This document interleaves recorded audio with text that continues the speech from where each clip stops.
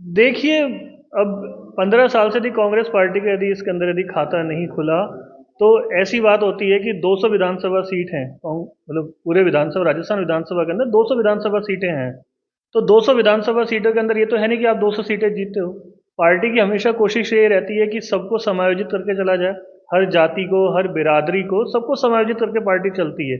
200 से दादा इंदिरा जी के खूब खास रहे, मेरे दादा राजीव गांधी जी खूब खास रहे। बोफोर्स जो जैसी जेपीसी थी, जॉइंट पार्लियामेंट्री कमेटी जिसे कहते हैं, जेपीसी का पूरा जो कह सकते हैं लीगल जो था वो मेरे ग्रैंडफादर के हाथ में रहा है। तो वो मेरे दादाजी उस टाइम उस लेवल के ऊपर रहे। उन्होंने कभी ये नहीं कहा कि मेरी टिकट मेरी जेब में रखी हुई है। तो ये ऐसे ऊंचे शब्द तो मैंने ना मेरे परिवार ने कभी बोले हैं, ना मैं ये शब्दों को मैं गांधी गांधी परिवार से आप बिल्कुल क्लोज में हैं, इस वजह से कह रहे हैं। नजदीकियां परिवार की रही है, पूरा सिस्टम जानता है नजदीकियां। दोस्तों,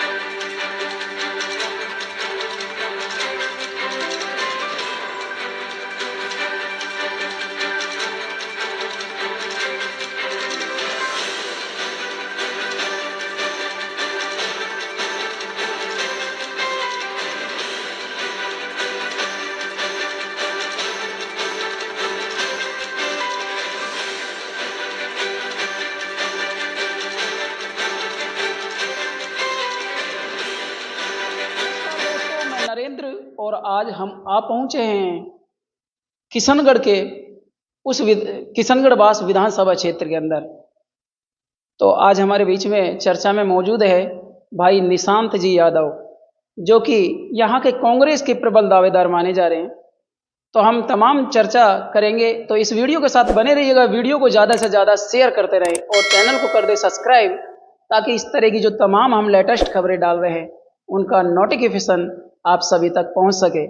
भाई निशांत जी मेरे साथ में मौजूद हैं, हम चर्चा करेंगे। 2023 के विधानसभा चुनाव नज़दीक हैं और भाई निशांत यादव जी भी चुनावी मैदान में हैं। तो इन्होंने क्या प्रतिक्रिया बनाई है, क्योंकि इनके जो दादाजी थे ना, वो भी डिप्टी स्पीकर रहे हुए हैं। और हम जानेंगे कि भाई इन्होंने क्या रणनीति बनाई है 2023 के चुनाव की। सर नमस्कार। नमस्कार जी। क्या रणनीति बनाई है बताइए। रणनीति बिल्कुल क्लियर है। 2023 के विधानसभा चुनाव को लेके मेरी तरफ से पूरी तरीके से दावेदारी की जा रही है। उसका आधार, सबसे बड़ा जो आधार है वो होना है यहाँ से लोकल होने का। स्थानीय जो मुद्दा है वो एक अपने आप में बहुत बड़ा मुद्दा है। स्थानीय होने के पीछे जो कारण है, उस कारण से उस कारण के अंदर सबसे बड़ी जो चीज़ है कि आप लोगों का जुड़ाव। आप यदि स्थानीय हैं और यदि आपका स्थानीय होने का एक फ़ायदा सबसे बड़ा ये होता है कि आपका लोगों से ज़्यादा जुड़ाव होता है। जुड़ाव कैसा होता है कि आपका पारिवारिक जुड़ाव होता है, आपका सामाजिक जुड़ाव होता है, आपका पीढ़ियों से चला हुआ जुड़ाव होता है, आपका गांव से जुड़ाव होता है, आपका कस्बे से जुड़ाव होता है। तो शायद ही कोई एक वाशिंदा बचता है जिसका आपसे कोई मतलब जुड़ाव नहीं होता है। तो मेरा जो सबसे बड़ी जो जो ट्रैक है, जो सबसे बड़ा जो मेन जो ट्रैक है जिसके ऊपर मैं चल रहा हूँ, जो मेरी बात है वो है लोकल होना। जो मेरी जो सबसे बड़ी जो प्राथमिकता है, जो मैं देख रहा हूँ पिछले 5 साल के अंदर, और जो मैं देखता हूँ कि लोगों को किस कारण से परेशानियां देखने को करने को मिलती है। कुछ कुछ विधानसभाओं के अंदर ऐसा है कि स्थानीय प्रत्याशी नहीं होने के कारण से लोगों को दिल्ली, जयपुर वगैरह वगैरह उनके पीछे पीछे भागना करना पड़ता है। तो आजकल लोग भी काफ़ी जागरूक हो चुके हैं, तो उनकी भी पसंद आज के दिन के अंदर स्थानीय की है। तो मेरी नज़र के अंदर जो सबसे बड़ी जो चीज़ है, यदि आप चुनाव लड़ रहे हैं या आप वोट डालने जा रहे हैं या वोट मांगने जा रहे हैं, तो यदि स्थानीय हैं, वही मेरी नज़र के अंदर सबसे बड़ी चीज़ है। और स्थानीयता की यदि बात करते हैं, तो किशनगढ़ बास विधानसभा के अंदर हमारे परिवार की जड़ें आज से नहीं है, हमारी परिवार की जड़ें पीढ़ियों से चली आ रही है। किस एजेंडे पर लड़ेंगे आप? मेरा एजेंडा बिल्कुल क्लियर है। कांग्रेस ही मेरा एकमात्र एजेंडा है। कांग्रेस पार्टी की विचारधारा, कांग्रेस पार्टी के जो मॉरल्स हैं, कांग्रेस पार्टी के जो प्रिंसिपल्स हैं, वही मेरा एजेंडा है। लगातार यहाँ पर 15 वर्ष हो गए हैं। 15 वर्ष के कार्यकाल के अंदर यहाँ पर कांग्रेस का खाता भी नहीं खुला। क्या कहना चाहेंगे, क्या कारण रहा होगा? देखिए, अब 15 साल से यदि कांग्रेस पार्टी का यदि इसके अंदर यदि खाता नहीं खुला, तो ऐसी बात होती है कि 200 विधानसभा सीट हैं, मतलब पूरे विधानसभा राजस्थान विधानसभा के अंदर 200 विधानसभा सीटें हैं। तो 200 विधानसभा सीटों के अंदर ये तो है नहीं कि आप 200 सीटें जीतते हो। पार्टी की हमेशा कोशिश ये रहती है कि सबको समायोजित करके चला जाए, हर जाति को, हर बिरादरी को, सबको समायोजित करके पार्टी चलती है। 200 सीटें तो ना कांग्रेस जीतती आई है, ना 200 सीटें भाजपा जीतती आई है। ठीक है, आपकी एक बात सही है कि 15 साल से पार्टी का खाता नहीं खुला है, उस बात से मैं सहमत हूँ आपके, नहीं खुल पाया है। तो हो सकता है कि पार्टी के कुछ ऐसे फैसले होते होंगे, कुछ मजबूरियां होती होंगी जिसके कारण से पार्टी को ना चाहते हुए कुछ ऐसे फैसले लेने पड़ते हैं। तो ठीक है, वो पार्टी के मानता हूँ बात, वो पार्टी का अल्टीमेट डिसीजन जो पार्टी का है वो पार्टी का ही रहेगा। तो कहने का मतलब यह है कि आप अपने दादाजी के पद चिन्हों पर चलना चाहते हैं। दादाजी के जो पद चिन्ह हैं वो उसके अंदर बहुत मॉरल्स हैं, बहुत बड़े प्रिंसिपल्स रहे हैं। मेरे दादाजी के बारे में आपको एक छोटी सी एक बात बताना चाहूँगा कि किशनगढ़ बास पंचायत समिति जब अपने देश के अंदर प्रधान की जो व्यवस्था जब लागू हुई थी, तो किशनगढ़ बास पंचायत समिति का सबसे प्रथम प्रधान वो रहे हैं। 2008 तक ये विधानसभा जो थी किशनगढ़ बास, तो किशनगढ़ बास 2008 में बनी है, उससे पहले खैरतल के लिए शेड्यूल कास्ट के लिए रिजर्व सीट थी। उस टाइम वो मुंडावर से एमएलए निर्वाचित हुए थे 1972 के अंदर, 72 से 77। उस दौरान वो मुंडावर से विधायक रहे हैं, उसी दौरान वो राजस्थान विधानसभा के उपाध्यक्ष रहे हैं। उसके बाद उन्होंने तब भी रहते हुए मुंडावर से वो विधायक थे, उसके बाद भी क्षेत्र के अंदर किशनगढ़ बास क्षेत्र के अंदर भी उस टाइम के अंदर भी उन्होंने काफ़ी विकास के कार्य कराए हैं, और ऐसे ऐसे विकास के कार्य कराए हैं जो पूरा क्षेत्र उनके कार्यों को आज भी एंडोर्स करता है कि हाँ वास्तव में राम सिंह जी ने कार्य करवाए हैं। यहाँ पर आप दादाजी के पद चिन्हों पर चले रहे हैं, और कुछ ऐसा माना जा रहा है कि भाई राहुल जी के बिल्कुल खास करीबी हैं आप, तो आपके तो ऐसा लगता है कि भाई जेब में टिकट रखी है। देखो, मेरे दादा इंदिरा जी के खूब खास रहे, मेरे दादा राजीव गांधी जी खूब खास रहे। बोफोर्स जो जैसी जेपीसी थी, ज्वाइंट पार्लियामेंट्री कमेटी जिसे कहते हैं, जेपीसी का जो पूरा जो कह सकते हैं लीगल जो था वो मेरे ग्रैंडफादर के हाथ में रहा है। तो वो मेरे दादाजी उस टाइम उस लेवल के ऊपर रहे, उन्होंने कभी ये नहीं कहा कि मेरी टिकट मेरी जेब में रखी हुई है। तो ये ऐसे ऊंचे शब्द तो मैंने ना मेरे परिवार ने कभी बोले हैं, ना मैं ये शब्दों को गांधी परिवार से आप बिल्कुल क्लोज में हैं, इस वजह से नजदीकियां परिवार की रही है, पूरा सिस्टम जानता है, नजदीकियां पूरी परिवार की रही है। पर कभी भी इस तरह के ऊंचे शब्द ना हमारे परिवार ने बोले हैं, ना मैं कभी ये कहूंगा कि मेरी जेब में रखी है। हम संघर्षशील आदमी रहे, संघर्ष परिवार ने हमेशा करा है, उसी परिपाटी पे चलते हुए संघर्ष करते हैं, संघर्ष करेंगे भी। पार्टी के साथ लॉयल पहले थे, हैं और आगे लॉयल रहेंगे। पार्टी को यदि उचित लगेगा तो चुनाव लड़ेंगे, नहीं उचित लगता है तो जो भी कैंडिडेट होगा उसके पक्ष के अंदर हम अपना पार्टी के लिए प्रचार प्रसार करेंगे। पर आज ही मैं आपसे एक बात कहता हूं कि हमारी जो प्राथमिकता है वो पार्टी है, वो कांग्रेस पार्टी है। लेकिन यहाँ पर जनता बारे में मेरा एक भी अक्षर, एक भी शब्द आज भी मेरा पार्टी के खिलाफ नहीं है। जितेंद्र सिंह जी की कुछ नीतियों को लेके मेरा रहा है कि कुछ पॉइंट्स से जिनके बेसिस के ऊपर मुझे लगता था कि वो कुछ चीज़ें यदि वो और अच्छे से करे तो पार्टी मतलब अच्छे से प्रोग्रेस कर सकती है। उन चीज़ों को लेके था कि मतलब कार्यकर्ताओं के अंदर जो थोड़ा बहुत रोष था, उन मुद्दों को मैंने बात करी कि भाई कार्यकर्ता ऐसे कहते हैं, आप इस चीज़ को इस तरीके से इम्प्लीमेंट करें, इस तरीके से इन चीज़ों को लागू करें। तो उनको कुछ लगा होगा कि भाई कि निशांत पार्टी मेरे जो खून में नहीं, मेरे डीएनए में कांग्रेस है।